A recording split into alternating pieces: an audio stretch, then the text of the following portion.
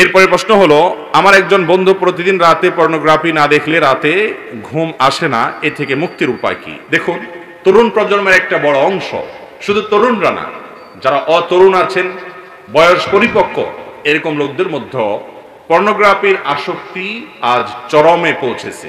ঘরে ঘরে জনে জনে এই রোগটা, এমনকি পুরুষদের পাশাপাশি নারীদের মধ্যেও।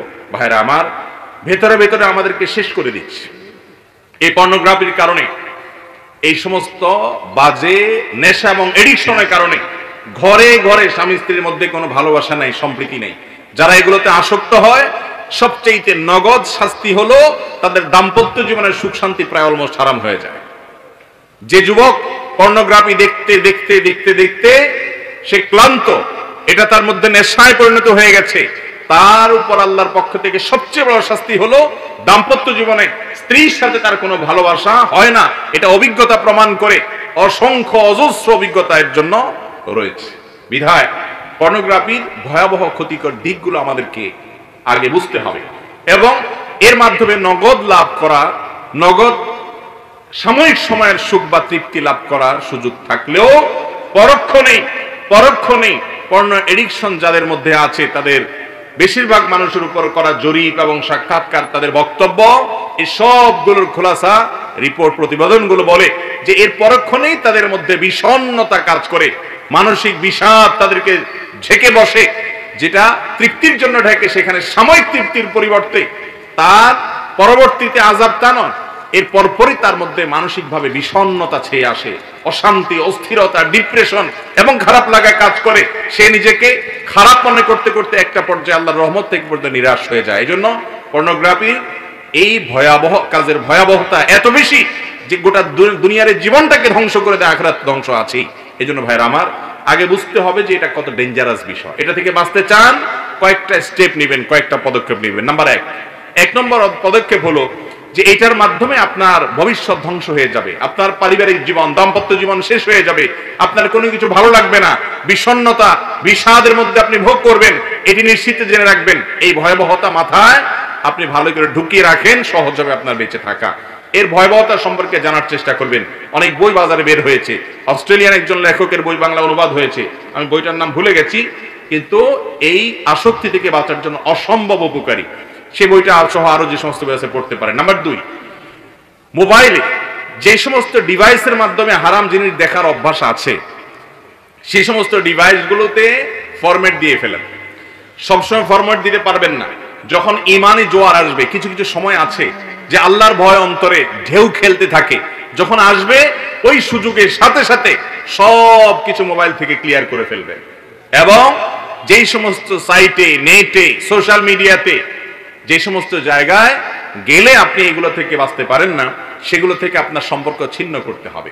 এবং বেশি না, মাদকাসক্ত মানুষকে যেরকম একটা সময় মাদক নিরাময় কেন্দ্রে নিয়ে রাখলে এবং বিশেষভাবে ট্রিটমেন্ট করলে সে মাদক আসক্তি থেকে বেরিয়ে আসতে পারে, এই পর্ণ আসক্তি, এডিকশন যাদের মধ্যে আছে, তাদেরও বের হয়ে আসার জন্য সামান্য কিছুদিন একটু স্ট্রাগল করতে হবে। কথার কথা, নেট আছে এরকম মোবাইলের সাথে আপনি সংবিচ্ছিন্ন করলেন, আপনি বাটনওয়ালা কম দামের ছোট একটা মোবাইল নিলেন শুধুমাত্র কল ধরা এবং কল করার জন্য। নেট থেকে বিচ্ছিন্ন থাকবেন, বেশি না 1-1.5 মাস, 2 মাস, বা যার যতটুকু তৌফিকে কুলা। এর মাধ্যমে দেখবেন আস্তে আস্তে আস্তে আস্তে আপনার মাথা থেকে এটা ঝেড়ে চলে যাবে। এটা একেবারে নিশ্চিত। যদি আপনি 1-2 মাস অন্তত যে সমস্ত মোবাইলের কারণে, যে সমস্ত ডিভাইসের কারণে, যে সমস্ত নেটের পেজের সাথে আপনার কানেকশনের কারণে পর্ণ আসক্তি আপনার মধ্যে আছে, এগুলো দেখার সুযোগ তৈরি হয়, সেগুলো থেকে আপনি নিজেকে বিচ্ছিন্ন করে ফেলেন।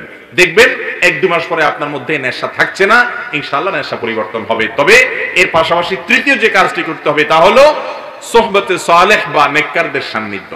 বিশেষ করে জেনা এবং জেনা জাতীয় যে অপকর্ম আছে, এই যে পর্ণ আসক্তি, এটা চোখের জেনা। নবী করিম সাল্লাল্লাহু আলাইহি সাল্লাম বলেছেন, জেনাল আইনি আন নজর, চোখের জেনা হলো চোখ দিয়ে দেখা।